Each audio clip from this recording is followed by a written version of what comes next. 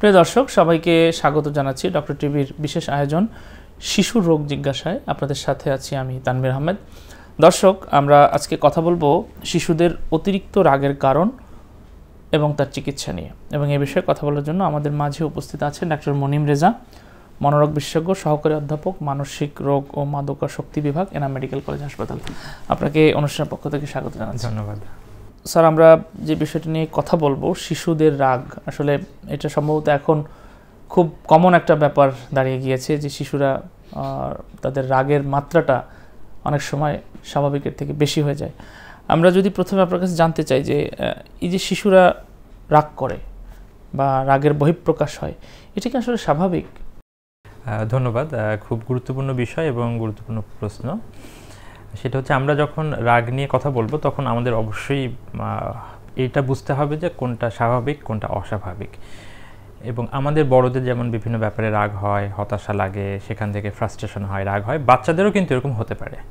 তো রাগের ব্যাপারটা বাচ্চাদের ক্ষেত্রে অ্যাবসলিউটলি নর্মাল, কিন্তু আমাদের খেয়াল রাখতে হবে যে এটা কখন হচ্ছে আমরা অস্বাভাবিক বা কখন এটা বেশি বেশি হচ্ছে বলবো সেই ব্যাপারটা।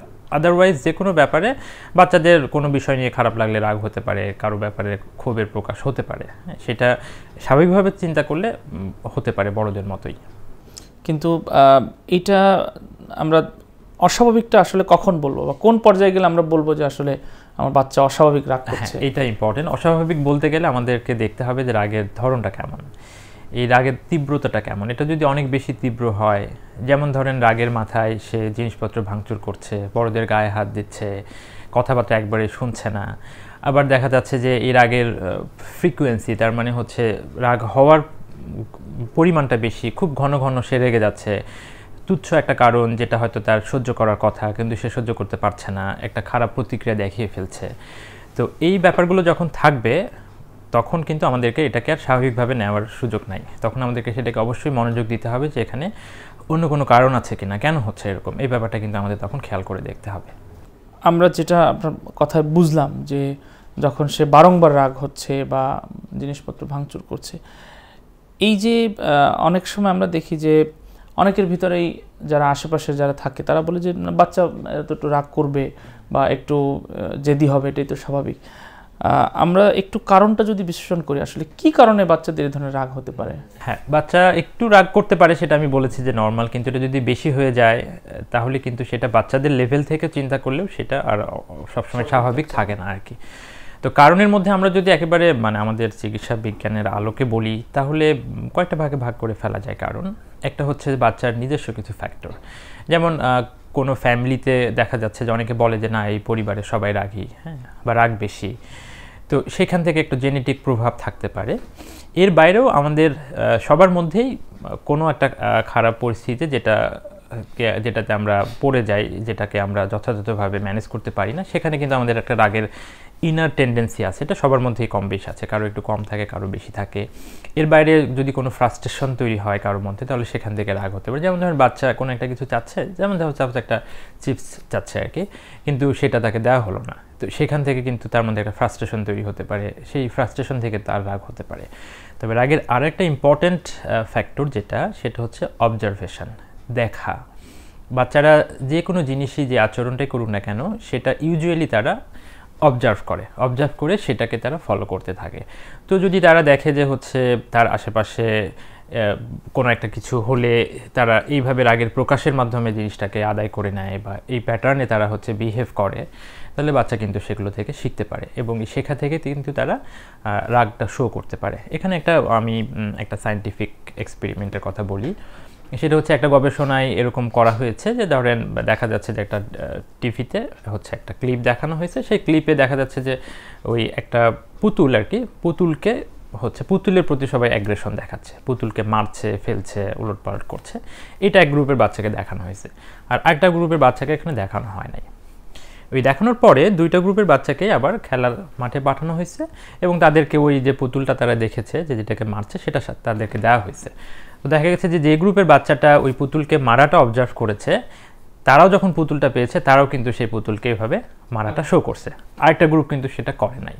তো এই অবজারভেশনাল লার্নিং যদি বাচ্চাদের হয় আশেপাশের এনভায়রনমেন্ট থেকে, সেটা টিভি থেকে হতে পারে, সেটা বই পুস্তক পড়ে হতে পারে, সেটা তারা সরাসরি অবজার্ভ করে হতে পারে, সেখান থেকেও কিন্তু তারা রাগের ব্যাপারটা শিখতে পারে। তো মূলত এই কারণগুলো আমরা যদি সংক্ষেপে বলি তাহলে রাগের পেছনে থাকতে পারে।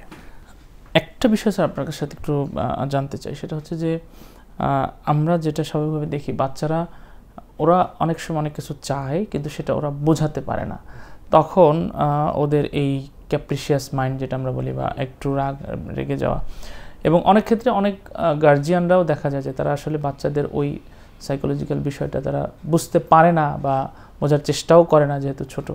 এইটা কি কোনো ইম্প্যাক্ট ফেলতে পারে বাচ্চার ভিতরে? হ্যাঁ, এটা ডেফিনেটলি ইম্প্যাক্ট ফেলতে পারে। এটার ক্ষেত্রে বলা হয় যে বাচ্চাদের সাথে প্যারেন্টস অথবা যারা বাচ্চাকে বড় করছেন তাদের যে যোগাযোগ, কমিউনিকেশন, এখানে প্রচণ্ড গ্যাপ থাকতে পারে। কমিউনিকেশনের গ্যাপটা কেমন? যেমন ধরুন বাচ্চা একটা জিনিস বোঝাতে চাচ্ছে, ফ্যামিলি হয়তো সেভাবে আমলেই নিচ্ছে না, বা সে একটা জিনিস করতে চাচ্ছে সেটাকে হয়তো সেভাবে গুরুত্ব দিচ্ছে না, বা যেটাতে গুরুত্ব দেওয়ার কথা, মনোযোগ দেওয়ার কথা সেটাতে দিচ্ছে না। আবার ধরেন বাচ্চা একটু অ্যাগ্রেশন দেখাচ্ছে, সেটাকে হয়তো তারা সেভাবে গুরুত্ব দিচ্ছে না। যেমন আপনি শুরুতেই বললেন যে না, ছোটো মানুষ এরকম করতে পারে। তো বাচ্চার চাহিদা, প্রয়োজন, এটা যদি প্যারেন্টসরা যথাযথভাবে না বুঝতে পারে, অথবা বাচ্চার চাহিদা এবং প্রয়োজনকে যদি ভালোভাবে ম্যানেজ না করে, যখন যেটা দেওয়ার সেটা না দেয়, অথবা যখন যেটা দেওয়ার কথা না সেটা দিয়ে দেয়, তাহলে কিন্তু সেখান থেকেও এই সমস্যাটা হতে পারে। মূল কথা হচ্ছে যে বাচ্চার সাথে যদি তার ফ্যামিলির কমিউনিকেশনটা ভালো না থাকে, বাচ্চার চাওয়া পাওয়া, খারাপ লাগা, মনের অবস্থা যদি খোলামেলাভাবে বলতে না পারে, বোঝাতে না পারে, তাহলে তার মধ্যে কিন্তু ফ্রাস্ট্রেশন ডেভেলপ করতে পারে এবং ধীরে ধীরে বাড়তে বাড়তে কিন্তু এটা একটা রাগ হিসেবে প্রকাশিত হয়ে যেতে পারে। একটা বিষয় স্যার, আমাদের তো এখন শহরের জীবন বা সামষ্টিকভাবে মানুষের ব্যস্ততার মাত্রা এতটা বেড়ে গিয়েছে, দেখা যাচ্ছে একটা পরিবারের বাবা মা উভয় চাকরিজীবী, বাবাও চলে যাচ্ছেন চাকরির জন্য, মাও চলে যাচ্ছেন, আসলে উপায় নেই শহরের জীবনের যে বাস্তবতা। সেক্ষেত্রে এই ধরনের ফ্যামিলির বাচ্চাদের বা তারা কি আসলে তাদের স্বাভাবিক জায়গা থেকে কি এটা কোনো ধরনের বাধা সৃষ্টি করে বা তাদের রাগটা বেশি হতে পারে? এইটার ক্ষেত্রে অ্যাকচুয়ালি চাকরিটা তেমন বাধা সৃষ্টি করে না। ব্যাপারটা হচ্ছে যে আমরা কিভাবে আসলে আমাদের টাইমটাকে ম্যানেজ করছি, আমরা প্রায়োরিটি দিচ্ছি কিনা, আমরা গুরুত্ব দিচ্ছি কিনা। যেমন ধরুন একজন চাকরিজীবী, উনি বাইরে থেকে বাসায় আসলেন, এসে ওনার সাপোজ ঘুমাতে যাওয়ার আগে 2 ঘন্টা থেকে 3 ঘন্টা সময় থাকলো, এই 2 থেকে 3 ঘন্টা উনি কিভাবে কাটাবেন সেটার পরে কিন্তু অনেক কিছু ডিপেন্ড করে। এই সময় থেকেও যদি উনি বাচ্চার সাথে একটু কোয়ালিটি টাইম দেন, তাহলে কিন্তু সেই যে সময়ের যে গ্যাপ, যে বাচ্চার সাথে যোগাযোগ হচ্ছে না, সেটা কিন্তু কেটে যাবে। কিন্তু এই সময় এসে যদি উনি নিজের কাজে ব্যস্ত থাকেন, ধরেন টিভি দেখছেন, ফেসবুক দেখছেন, বাচ্চা কি করছে তার সাথে কোনো খোঁজখবর নাই, অথচ বাচ্চা কিন্তু দেখা যাচ্ছে যে সারাদিন অপেক্ষা করে আছে যে বাসায় বাবা আসলে আমি তার সাথে এই জিনিসগুলো বলবো বা এই কথাটা শেয়ার করব। সিম্পলি যদি এসে বলে যে সারাদিন কি করছো, এটা একটু গল্প তার সাথে করে, সেখানেও কিন্তু তাদের মধ্যে একটা যোগাযোগ তৈরি হয়, আদান প্রদান হয়। কিন্তু আপনি যেটা বলেছেন যে চাকরি যারা উভয় করেন তারাও কিন্তু জিনিসটা ম্যানেজ করতে পারবেন যদি তারা এটাকে প্রায়োরিটি দেন এবং প্রায়োরিটি দিয়ে টাইমটাকে ম্যানেজ করেন, তাহলে চাকরিটা বাধা হয়ে দাঁড়াবে না। আর না হলে অজুহাতটা চলে যায় আসলে চাকরির উপরে। এটা গুরুত্বপূর্ণ একটি বিষয় যে আসলে একটা বাচ্চার জন্য একটা সময় বের করা, ডেডিকেটেড রাখতে হবে, তা না হলে আসলে বাচ্চার এই জায়গাটা সমস্যা সৃষ্টি হয়ে যেতে পারে। এটা কি আমরা কোনো ধরনের মানসিক রোগ বলতে পারি বাচ্চার ক্ষেত্রে, যে কারণে বাচ্চার রাগ বেশি হচ্ছে? বাচ্চার রাগ যদি অতিরিক্ত অস্বাভাবিক হয়ে যায় তাহলে সেটা একটা রোগের লক্ষণ হতে পারে। ইটসেলফ হচ্ছে রাগটা কোনো রোগ না, তবে অনেক ধরনের রোগের লক্ষণ হিসাবে এটা আসতে পারে। বিভিন্ন ধরনের লক্ষণ, শারীরিক লক্ষণ, মানসিক রোগের লক্ষণ হিসেবে এটা প্রকাশ হতে পারে। সেটা মানে সেখানে আসলে মৌলিক কোনো বিষয় আছে কিনা? যেটা মৌলিক ব্যাপার আছে, যেমন ধরেন বাচ্চারা, আমি সিম্পলি যদি বলি যে শারীরিক রোগ, যে কোনো শারীরিক রোগে বাচ্চার মেজাজটা খিটখিট হতে পারে, রাগ হতে পারে। যেমন তার সিম্পলি জ্বর, সেখান থেকে হতে পারে, তার কোথাও ব্যথা, সেখান থেকে হতে পারে, তার পেটের কোনো অসুবিধা, সেখান থেকে রাগ দেখাতে পারে। এর বাইরে রাগের পেছনের যে একটা বড় অংশ, সেই অংশটা কিন্তু আসলে মানসিক বিভিন্ন ধরনের সমস্যা। এবং আমাদের সাধারণ মানুষ অ্যান্ড ইভেন অনেক ডক্টরদের মধ্যেও ধারণাই থাকে না যে বাচ্চার রাগের পেছনে কিন্তু কোনো না কোনো মানসিক সমস্যা থাকতে পারে। অনেকগুলো মানসিক সমস্যা থাকতে পারে, যেমন আমি যদি এগুলোকে সংক্ষেপে বলি তাহলে একটা সমস্যা হচ্ছে যে বাচ্চার যদি ডিপ্রেশন থাকে, বিশেষ করে যাদের বয়স ধরুন একটু বেশি, 9, 10, 11, 12 এই টাইপ যাদের থাকে, তাদের ক্ষেত্রে কিন্তু ডিপ্রেশনের একটা বড় প্রকাশই হচ্ছে রাগ। যে তারা প্রকাশটাই হচ্ছে রাগের মাধ্যমে, যে খুব মেজাজ খিটখিটে, কোনো কিছু শুনতে চাচ্ছে না, কিছু বললে করছে না, আবার নিজেও যে কী করবে সেটাও সঠিকভাবে করছে না। এটা একটা হতে পারে। 2 নম্বর হচ্ছে বাচ্চা কোনো কিছু নিয়ে ভয়, ভীতি, অ্যাংজাইটি এগুলোর মধ্যে থাকলে কিন্তু তার মধ্যে হতে পারে।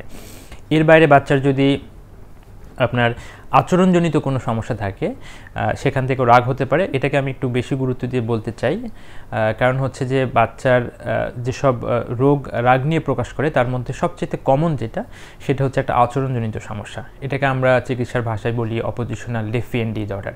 এই রোগটা নির্ণয় করতে গেলে যে ধরনের লক্ষণ থাকতে হয় তার মধ্যে একটা গুরুত্বপূর্ণ লক্ষণ হচ্ছে বাচ্চার মধ্যে এই রাগের পরিমাণটা বেশি, মানে অল্পতেই সে রেগে যায়, মনে হয় যে সবসময় সে রেগেই থাকে, একটু টোকা দিলেই রেগে যাবে, এরকম হয়। এই বাচ্চারা বড়দের কথা শুনতে চায় না, তারপরে নিজে যেটা বুঝে সেটাই করতে চায়, অতিরিক্ত ডিমান্ড করে, এর পাশাপাশি তাদের রাগের প্রবণতাটা থাকে। তো মোটা দাগে বললে এগুলো। এর বাইরে আরও কিছু রোগ আছে যেটা রাগের মাধ্যমে প্রকাশ হতে পারে, যেমন আমাদের সাইকিয়াট্রির ভাষায় যদি আমরা বলি তাহলে ইন্টারমিটেন্ট এক্সপ্লোসিভ ডিসঅর্ডার নামে একটা রোগ আছে, যে রোগের মূল লক্ষণটাই হচ্ছে রাগ, যে হঠাৎ করে বাচ্চার একটা খুবই রাগের এপিসোড হয়, তারপরে মোটামুটি রাগের এপিসোডটা কমে যায়, কিন্তু মধ্যবর্তী সময়ে তার কিন্তু একটা মেজাজ খিটখিটে ভাবটা থাকে। এটা একটা ব্যাপার হতে পারে। আর একটা ব্যাপার হতে পারে যে হচ্ছে ডিসরাপটিভ মুড ডিসরেগুলেশন ডিসঅর্ডার নামে একটা রোগ আছে, যেখানেও এরকম রাগের এপিসোড হয় এবং রাগের মধ্যবর্তী সময়গুলোতে মেজাজ খারাপ থাকে। অনেক সময় দেখা যায় যে বাচ্চারা রাগ করছে, এই জিনিসটাকে কিন্তু ওইভাবে গুরুত্ব দেওয়া হয় না, এবং গুরুত্ব না দেওয়ার কারণে অনেকে এইভাবে এটাকে বলে ফেলেন যে না, তার ফ্যামিলিতে রাগ আছে, বা একটু রাগী, একটু জেদি, এইভাবে। কিন্তু দেখা যাবে যে যারা এরভাবে অস্বাভাবিক রাগের প্রকাশ ঘটাচ্ছে তাদের অনেকেরই কিন্তু আমরা যদি যথাযথভাবে কারণ খুঁজতে যাই তাহলে কিন্তু কোনো না কোনো মানসিক রোগ বের হয়ে যেতে পারে। বাচ্চারা কি রাগ বা কান্না দ্বারা আসলে অ্যাটেনশন সিক করতে চায়, এরকম কোনো বিষয়? বাচ্চারা রাগ কান্না দিয়ে অ্যাটেনশন সিক করতে চায়। যেমন ধরেন একজন বাচ্চা সে চাচ্ছে যে বাইরে সে এখন বেড়াতে যাবে, কিন্তু প্যারেন্টস এখন সে নিজে রাজি না, তখন সে বাচ্চা কী করবে? সে হয়তো রাগ করতে পারে, ভাঙচুর করতে পারে, গড়াগড়ি করতে পারে। কিন্তু এই যে প্রকাশটা সে করলো, তাকে কিন্তু একটা কমান্ড দেওয়া হলো বা একটা নির্দেশনা দেওয়া হলো যে না বাবা, আমরা এখন যাব না, পরে যাব, কিন্তু সেটা কিন্তু সে মানতে পারলো না। মানতে না পেরে, সেটা সহ্য করতে না পেরে কিন্তু সে একটা রাগের প্রকাশ ঘটিয়ে ফেললো, যেই প্রকাশটা ভালো না, স্বাভাবিক না। তখন কিন্তু মানে এই যে অস্বাভাবিক একটা প্রকাশ সে ঘটিয়ে ফেললো, এটা কিন্তু তখন ধীরে ধীরে যদি এটা বারবার হতে থাকে তখন কিন্তু এটা একটা সমস্যা তৈরি করবে, এবং বাচ্চা একটা পর্যায়ে হয়তো অভ্যস্ত হয়ে যাবে, একটা পর্যায়ে অভ্যস্ত হয়ে যাবে এবং এটা একটা সময় রোগে পরিণত হয়ে যাবে। আমরা যদি আরেকটু বিষয় জানতে চাই, সেটা হলো যে ফ্যামিলির পরিবেশ। এখন তো আসলে যেটা আমরা একটু আগে আলোচনা করলাম যে মানে ব্যস্ততা এবং সামগ্রিকভাবে আমরা ব্যালেন্স করতে না পারার কারণে আমাদের আগের জেনারেশন বা আমাদের যারা গ্রামে দাদা দাদিদের, আমাদের কম্বাইন্ড একটা ফ্যামিলি ছিল, সেখানে টাইম নেওয়ার একটা ব্যাপার ছিল, অনেক মানুষ ছিল। এখন কিন্তু যেটা হয় যে পারিবারিক অস্থিরতা, অশান্তির ব্যাপারটা থাকে। এই ধরনের মানে অশান্তি বলি আমরা, যেটা ঝগড়াঝাটি লেগে থাকে যেসব পরিবারে, সেই পরিবারে আসলে বাচ্চাদের একটা মানসিক অবস্থার হয় কিনা? হ্যাঁ, সেটার সেই পরিবেশের মানসিক অবস্থার উপরে খুব বড় ধরনের প্রভাব আছে। যেমন আমি প্রথমেই বলেছি যে বাচ্চাদের শেখার একটা পদ্ধতি হচ্ছে অবজারভেশনাল লার্নিং। তো ফ্যামিলিতে হাজব্যান্ড ওয়াইফ অথবা বাবা মা ছেলে কখনো কনফ্লিক্ট হবে না এরকম ফ্যামিলি কিন্তু নাই। অনেক সময় অনেক বিষয় নিয়ে কনফ্লিক্ট হয়, সেই কনফ্লিক্টগুলো তারা কিভাবে ডিল করে এই জিনিসটা কিন্তু বাচ্চা অবজার্ভ করে। দেখা যাচ্ছে যে হাজব্যান্ড ওয়াইফ মানে বাচ্চার বাবা মা বাচ্চার সামনেই হচ্ছে ঝগড়াঝাটি করছে, কোনো একটা বিষয়ে তর্কাতর্কি করছে, জোরে কথা বলছে, রাগ দেখাচ্ছে, একটা জিনিস হয়তো ছুঁড়ে ফেলছে। তারা হয়তো খেয়ালই করছে না যে বাচ্চাটা এখানে আছে, অথবা মনে করছে ছোট মানুষ, ও আর এগুলো কি বুঝবে। কিন্তু দেখা যাচ্ছে বাচ্চা কিন্তু প্রতিটা জিনিসই খেয়াল করে, এবং সে যখন কখনো এই সিচুয়েশনে পড়বে, সে তো পড়বেই তার জীবনেও, তখন কিন্তু তার মধ্যে থেকে আবার ঠিক একই রকম বিহেভিয়ারই মধ্যে চলে আসে। এই জন্য অনেক সময় বলা হয় যে ধরেন যেসব বাচ্চা ছোটোবেলায় অ্যাবিউজের শিকার হয়, অ্যাবিউজ বলতে মিন করছি যে বাবা মারধর করে, দেখে যে হচ্ছে যে বাবা তার মানে মাকে হচ্ছে মারধর করছে, অ্যাবিউজ করছে, এই জিনিসটা কিন্তু সে অপছন্দ করে, তখন প্রচণ্ড ভয় পায়, খারাপ লাগে। কিন্তু সে তো এটা শিখে গেছে, এটা দেখে দেখে সে এই সিচুয়েশনে পড়লে অনেক সময় সেও কিন্তু না চাইলেও এই আচরণগুলোই তার মধ্যে দিয়ে হয়ে যায় আর কি। তো এই জন্য ফ্যামিলি কনফ্লিক্ট অথবা ফ্যামিলিতে কোনো গ্যাঞ্জাম হওয়া অথবা কোনো বিষয় নিয়ে কোনো যদি জটিলতা তৈরি হয়, তাহলে সেটা হেলদি ওয়েতে সমাধান করতে পারলে বাচ্চারা কিন্তু সেটা শিখতে পারবে। অথবা অ্যাটলিস্ট যদি সেটা নাও পারা যায়, অ্যাটলিস্ট চেষ্টা করতে হবে বাচ্চার সামনে যেন এই ধরনের কোনো আচরণের প্রকাশ না হয়ে যায়। একটা বিষয় স্যার আপনার কাছে জানতে চাইবো, আমরা এখন জেনারেশন যেটা আমাদের, এখন পরিস্থিতি যেটা আমরা চলে এসেছি যে মোবাইল কম্পিউটার, এটা তো একেবারে মানে এতটাই এসেনশিয়াল হয়ে গিয়েছে আমাদের কাছে যে উইদাউট মোবাইল এখন মানুষ পাওয়া কঠিন। আমাদের বাচ্চাদের উপরে এই ডিভাইসগুলোর কোনো প্রভাব আছে কিনা? ডিভাইসের প্রভাব একেবারে এটা এক কথায় বলা কঠিন যে ডিভাইসের প্রভাব আছে বা নাই। ডিভাইসের কিছু প্রভাব আছে, আবার ডিভাইসের প্রভাবটাকে অনেক সময় খুব বেশি বাড়িয়েও বলা হয়। বাচ্চার যদি তার নর্মাল হিউম্যান ইন্টারাকশন যেটা থাকার কথা ফ্যামিলি মেম্বারদের সাথে, সেটা যদি ঠিক থাকে তাহলে এই ডিভাইসের ইম্প্যাক্ট খুব বেশি না। কিন্তু যদি দেখা যায় যে বাচ্চার তার লার্নিং তার সব কিছুই এই ডিভাইস থেকেই পাচ্ছে, তাহলে সেখানে কিন্তু ডিভাইসের একটা প্রভাব পড়তে পারে। এবং ডিভাইসের মধ্যে আমি একটু আগে বলেছি যে বাচ্চা অবজার্ভ করে শেখে, সে যদি এ ধরনের অ্যাগ্রেশন প্রকাশ হয়, এ ধরনের প্রোগ্রামগুলো বেশি বেশি দেখে, তাহলে সেখান থেকে কিন্তু তার মধ্যে একটা লার্নিং হতে পারে। মূল কথা হচ্ছে যে তার স্বাভাবিক যে ইন্টারাকশন বাকি পরিবারের অন্য সদস্যদের সাথে অ্যান্ড ইভেন তার ফ্রেন্ড সার্কেলের সাথে, সেটা যদি ঠিক থাকে তাহলে ডিভাইসের খুব বেশি প্রভাব এখানে আসলে। এখানে ডিভাইস নিয়ে আরেকটা কথা হলো যে বাচ্চা হয়তো নিজে ডিভাইসের অ্যাট্রাকশন কমানো বাড়ানো সেটা এক ধরনের নিয়ন্ত্রণের ভিতরে, কিন্তু বাচ্চা সার্বক্ষণিক দেখছে যে তার বাবা মা ডিভাইসের উপর তাদের খুব বেশি ইন্টারাকশন, এইটা কি কোনো নেগেটিভ ইম্প্যাক্ট? হ্যাঁ, এটা একটা নেগেটিভ ইম্প্যাক্ট ফেলবে। ধরেন সাপোজ আমরা ধরেন এখানে কয়েকজন আছে আর কি, তো ধরেন আপনি একজনকে এখানে ইনভাইট করছেন, করে ধরেন আপনারা সবাই হচ্ছে নিজেরা ফোন টিপছেন, তো এটা কি যে পার্সনটা এখানে থাকবে যার হাতে হয়তো কোনো ডিভাইস নাই, তার মধ্যে খারাপ লাগা তৈরি করবে না? তার মধ্যে একটা ফ্রাস্ট্রেশন তৈরি করবে, বিরক্তি তৈরি করবে, রাগ তৈরি করবে। তো বাচ্চাদের মধ্যে এটা হবে যে সবাই নিজেরা নিয়ে ব্যস্ত, তাকে কেউ অ্যাটেনশন দিচ্ছে না। বাচ্চাদের তো অনেক কিছুর ব্যাপারে তাকে অ্যাটেনশন দরকার। এবং সেক্ষেত্রে আমরা যারা সিনিয়ররা অনেক সময় ফিল করি যে ও তো বাচ্চা মানুষ, আমি আমার কাজ করছি, ও এটা বিষয়টা নিয়ে হয়তো ভাবছে না। কিন্তু বাচ্চারা হয়তো বড়দের চাইতে বেশি ভাবছে সেই জায়গাটায় আর কি। বাচ্চারা এই জায়গাটা আসলে তাহলে একটা অসুবিধা হওয়ার সৃষ্টি, ডেফিনেটলি অসুবিধা হওয়ার সৃষ্টি আছে। ধরেন মা অথবা বাবা বাচ্চা একটা জিনিস বারবার বলছে, সেটাকে মনোযোগ না দিয়ে উনি হয়তো নিজের কাজে আছেন, তো নিজের কাজ অবশ্যই করবেন, কিন্তু অবশ্যই বাচ্চা কি বলছে সেটাকে অ্যাটেন্ড করে করা দরকার। স্যার আমি যদি আরেকটা বিষয় বলি যে আসলে এই ধরনের জটিলতা আসলে আমরা যদি চিকিৎসকের পরামর্শ এই জায়গাটায় বা বাচ্চাকে কোন পর্যায়ে আমরা তখন আসলে তাকে মেডিকেলাইজড করব বা ট্রিটমেন্টের জায়গায় নিয়ে যাবো, যদি একটু বলেন। হ্যাঁ, মোটা দাগে বলতে গেলে যদি বাচ্চার এই অ্যাগ্রেশনের পরিমাণটা অনেক বেশি হয়, সে ধরেন ভার্বালি অ্যাবিউসিভ হয়ে যাচ্ছে, মানে এমন খারাপ কথা বলছে যেটা তার বলা স্বাভাবিক না, তারপরে সেই অ্যাগ্রেশনটা সে আঘাতের মাধ্যমে প্রকাশ করছে, কাউকে আঘাত করছে, সে নিজের সমবয়সী অথবা সিনিয়র, বাসার জিনিসপত্র ভাঙচুর করছে, এবং এটা খুব ঘন ঘন হচ্ছে, অনেক বেশি হচ্ছে, কন্ট্রোল করা যাচ্ছে না, একবার রাগ হলে সেটা অনেকক্ষণ ধরে থাকে, আনকন্ট্রোল হয়ে যায়। তো এরকম সিচুয়েশন যদি কেউ খেয়াল করেন, তাহলে বড় হলে ঠিক হয়ে যাবে এই আশায় অবশ্যই বসে থাকা ঠিক হবে না।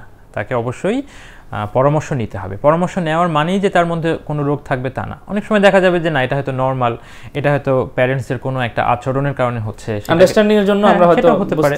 তো সেই আচরণটা পরিবর্তন করলে হয়তো জিনিসটা ঠিক হয়ে যাবে, বা বাচ্চার কোনো একটা নিড আছে, সে সেটা হয়তো বোঝাতে পারছে না, সেটা যথাযথভাবে পূরণ হলে হয়তো এটা থাকবে না।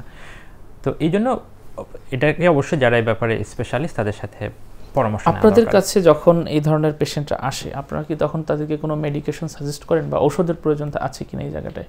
এই বাচ্চার রাগ নিয়ে দেখা যাচ্ছে যে নিজেরা ভুগছে, ভোগান্তির মধ্যে পড়ছে, কষ্ট পাচ্ছে, কিন্তু তারা অনেকেই ডাক্তারের কাছে আসতে চায় না এই ভয়ে যে আমি যদি ডাক্তারের কাছে যাই তাহলে মানসিক ডাক্তার ওরা কোনো একটা ওষুধ দিবে, আগে হয়তো অসুখ না থাকলে ওষুধপত্র খেয়ে হয়তো সে মানসিক রোগী হয়ে যাবে, মানে এর মানে ভয় কাজ করে। কিন্তু আমি একেবারে এখানে মানে যারা দেখছেন তাদেরকে আশ্বস্ত করতে চাই যে এরকম কোনো ব্যাপার আসলে আমরা করি না। আমাদেরকে দেখতে হয় যে আসলে তার কারণটা কি হচ্ছে। যেমন আমি অনেকগুলো কারণ বলেছি, তার যদি এটা ডিপ্রেশনের কারণ হয়, আমরা দেখি যে ডিপ্রেশনটা কোন পর্যায়ে আছে। তো যদি এটা মাঝারি থেকে তীব্র পর্যায়ে থাকে তাহলে আমাদের হয়তো কিছু ওষুধ দিতে হয়। আবার যদি এটা এই যে আচরণের যে রোগ বললাম যে অপোজিশনাল ডিফেন্স ডিসঅর্ডার, সেখানেও যদি অ্যাগ্রেশন বা রাগের পরিমাণটা খুব বেশি তীব্র হয়ে যায়, অনেক ঘন ঘন হয়, তাহলে হয়তো অল্প সময়ের জন্য আমাদের কিছু ওষুধ দিতে হয়। তবে ওষুধ এখানে কখনোই মানে মূল চিকিৎসা না, এই যে আচরণের যে রোগটা। এবং ওষুধ আমরা যেগুলো দিই সেগুলো কি খুব ক্ষতিকর তা কিন্তু না। আমরা চেষ্টা করি যে সবচেয়ে সেফ নিরাপদ যেগুলো সেই ওষুধগুলোই দেওয়া, এবং এই ধরনের ওষুধের মেজর কোনো ইফেক্ট বাচ্চাদের উপরে পড়ে না। কিন্তু ওই যে মানসিক রোগের ওষুধ চিকিৎসা নিয়ে যে ভুল ধারণাগুলো আছে, সেখান থেকে বাচ্চার প্যারেন্টসদের মধ্যে একটা ভীতি কাজ করে আগে থেকেই। তো আমি বলতে চাই যে এই ধরনের ভীতির ব্যাপার নাই, আমরা যেগুলো দিই সেগুলো যথাযথ সেফ, এবং বাচ্চার যতটুকু প্রয়োজন ততটুকুই আমরা দেওয়ার চেষ্টা করি। আমরা একেবারে শেষের দিকে চলে এসেছি। আসলে আপনি যেটা বললেন যে এই ধরনের জটিলতা আসলে সবসময় ওষুধ দিয়ে সমাধান করা সম্ভব না, তাহলে নিশ্চয়ই আমাদের এখানে কোনো টেকনিক ফলো করার ব্যাপার আছে। এই যে বাচ্চাদেরকে আসলে দেখা যায় যে যারা যত বেশি টেকনিক্যালি ডিল করতে পারে, তারা বাচ্চাদেরকে তত বেশি সুন্দর হ্যান্ডেল করতে পারে। কি টেকনিক ফলো করা যায় একটু যদি যেমন ধরেন আমি যদি বলি যে এই যে আচরণজনিত কারণে বাচ্চার যে রাগের সমস্যাটা তৈরি হচ্ছে, অপোজিশনাল ডিফেন্স ডিসঅর্ডার, এখানে কিন্তু মূল চিকিৎসাটাই হচ্ছে প্যারেন্ট ম্যানেজমেন্ট, প্যারেন্ট ট্রেনিং। আমরা কিন্তু বাচ্চার চিকিৎসা না যতটা করি তার চাইতে আমাদের বেশি অ্যাডভাইস দিতে হয়, বেশি গাইডলাইন ফলো করতে হয় কিন্তু বাচ্চাকে যারা বড় করছেন তাদের, প্যারেন্টস অথবা বাসায় যদি সিনিয়র সদস্য থাকেন তারা কোন আচরণটাকে কিভাবে ডিল করবেন সেই লার্নিংটা হওয়াটাই কিন্তু হচ্ছে চিকিৎসার একটা মূল অংশ, এবং এটাকে আমরা প্যারেন্ট ম্যানেজমেন্ট ট্রেনিং বলি। এটার অধীনে অনেকগুলো টেকনিক আছে যেগুলো শেখানো হয়। যেমন আমি যদি ধরেন একেবারে সংক্ষেপে বলি যে বাচ্চা যে রেগে যাচ্ছে সেই রাগের কারণগুলো কী, ট্রিগারগুলো কী, সেগুলো আইডেন্টিফাই করতে হয়। সেই ট্রিগারগুলো কোনোভাবে মডিফাই করা যায় কি না সেটা চেষ্টা করা হয়। হ্যাঁ, তো এই ট্রেনিংয়ের মাধ্যমে প্যারেন্টসরা যখন শিখে যান যে বাচ্চাকে কিভাবে তারা ডিল করবেন, তখন কিন্তু বাচ্চার এই ধরনের আচরণ, রাগ এগুলো কিন্তু তারা কন্ট্রোল করতে পারেন। তো এটা একটা উপায়। এর বাইরে আরও কিছু টেকনিকের কথা আমি যদি বলি আর কি, সেটা হচ্ছে বাচ্চার অবশ্যই একটা রুটিন অ্যাক্টিভিটির মধ্যে থাকা দরকার। বাচ্চার সাথে বাড়িতে যারা আছেন তাদের সাথে কমিউনিকেশনটা ওপেন থাকা দরকার। যেমন তার কোনো কিছু নিয়ে খারাপ লাগছে বা তাকে স্কুলে গিয়ে কোনো সমস্যা হয়েছে, সেটা যেন সে খোলামেলা বলতে পারে, ভীতিকর অবস্থা যেন না থাকে। এটার পাশাপাশি বাচ্চার রেগুলার খেলাধুলার অ্যাক্টিভিটিটা এখানে ভালো ভূমিকা রাখে। সে যদি একটা নির্দিষ্ট সময় একটা এন্টারটেইনমেন্টে ব্যয় করতে পারে, সে এন্টারটেইনমেন্ট ডিভাইস কেন্দ্রিক না, রিয়েল লাইফের এন্টারটেইনমেন্ট, তাহলে কিন্তু তার ক্ষেত্রে এটা ম্যানেজ করার সুবিধা হয়। কখনো কখনো আমরা বাচ্চাদেরকে কীভাবে রিল্যাক্স হতে হয় সেটাও শেখাই, যেমন শ্বাস প্রশ্বাসের একটা ব্যায়াম আছে রিল্যাক্স হওয়ার, সেটাও শেখানো হয়। আবার কোনো একটা সমস্যায় পড়লে সে সেটাকে কীভাবে মোকাবেলা করবে, সে কাকে বলবে, কীভাবে বলবে। যেমন স্কুলে একটা সমস্যা হয়েছে, আমি যদি তাকে বলি যে স্কুলে সমস্যা হলে তুমি এই সমস্যাটা ওনাকে বলবা, এইটা যদি সে বলতে পারে তাহলেই কিন্তু তার মধ্যে এই সমস্যা যেটা তৈরি হতে পারতো সেটা কিন্তু আর হয় না। কিন্তু আমাদের স্কুল থেকে শুরু করে আমাদের ফ্যামিলিতেও এই এনভায়রনমেন্টটা এখন ওইভাবে তৈরি হয় না হওয়ার কারণে কিন্তু সমস্যাগুলো বাড়তে থাকে। স্যার, আপনাকে অসংখ্য ধন্যবাদ জানাচ্ছি। অনেকগুলো বিষয় আমরা আজকে কথা বললাম, ভবিষ্যতে আরও কোনো বিষয় নিয়ে কথা বলবো। প্রিয় দর্শক, আমরা কথা বলছিলাম শিশুদের অতিরিক্ত রাগের কারণ এবং এর চিকিৎসা নিয়ে। আমাদের সাথে আলোচনা করেছিলেন ডক্টর মুনিম রেজা, মনোরোগ বিশেষজ্ঞ, সহকারী অধ্যাপক, মানসিক রোগ ও মাদকাসক্তি বিভাগ, এনাম মেডিকেল কলেজ হাসপাতাল। দর্শক, আমাদের আগামী প্রজন্ম, আমাদের শিশুরা, তাদের সাথে আসলে এই যে সমস্যাগুলো, এগুলো রোগের ক্ষেত্রে চিকিৎসার জন্য আমরা ওষুধের উপর নির্ভর না করে অনেক বেশি কৌশল বা টেকনিক অবলম্বন করতে হবে। আজকের আলোচনা থেকে আমরা এটাই বুঝলাম। এবং বাচ্চাদের সাথে সহানুভূতিশীল হওয়া, বাচ্চাদেরকে সময় দেওয়া, বিশেষ করে অভিভাবকদেরকে একটা নির্দিষ্ট টাইম মেনটেন করে বাচ্চাদের সময় দেওয়া, এই বিষয়গুলো কিন্তু অনেক বেশি জরুরি। ভবিষ্যতে আরও কোনো বিষয় নিয়ে কথা বলবো। ততক্ষণ পর্যন্ত ভালো থাকুন, সুস্থ থাকুন, ডক্টর টিভির সাথেই থাকুন।